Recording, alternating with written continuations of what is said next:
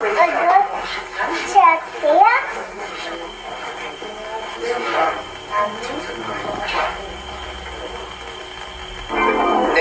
called its air maneuvers in the Balkans yesterday a training exercise, but in fact it looked more like a practice run for a bombing campaign.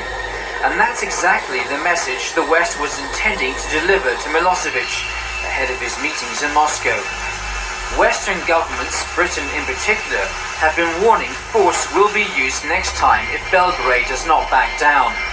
84 fighter planes from 13 NATO members took part in the sorties over Albanian and Macedonian airspace before returning to their bases.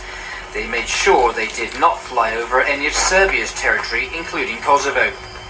If the NATO show of force scared Milosevic, he certainly did not reach for the phone and order his military forces to call off their crackdown in Kosovo.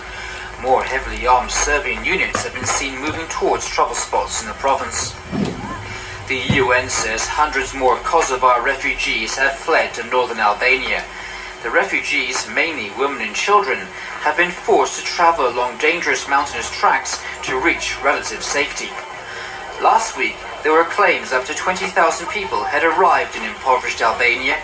Humanitarian agencies said they couldn't cope and appealed for international help to deal with the situation, which appears to be getting worse each day. To celebrate. The summit takes place against the backdrop of a worsening conflict in Kosovo, a debate over contributions to the EU's $100 billion annual budget, and uneasy relations with Turkey over its unsuccessful bid for future EU membership.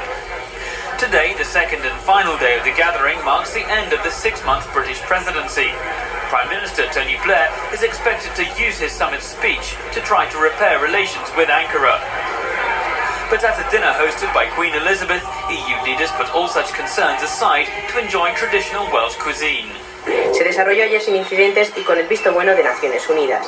Rusia no se tomó muy bien estas maniobras. Yeltsin y Clinton, que hablaron anoche cerca de una hora sobre esta nueva crisis en los Balcanes, evitaron comentar la operación.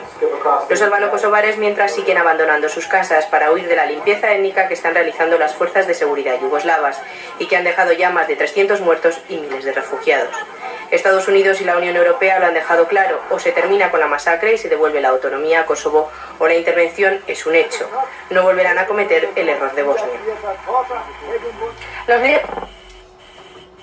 The situation in which 300 people have died and thousands forced to flee their homes as Serbian police crack down on armed ethnic Albanian separatists. The talks were the last chance for Milosevic to avert NATO military intervention in the breakaway region, action Russia has opposed. In an effort to force Milosevic's hand, NATO has been sending a clear message of what might come, holding air exercises yesterday in the southern Balkans. Planes from Italy and Harriers from a US warship stationed off the Albanian coast flew across the sky near to the Kosovo border. Western powers fear that the action in Serbia could spread, destabilizing the whole of the Balkan region.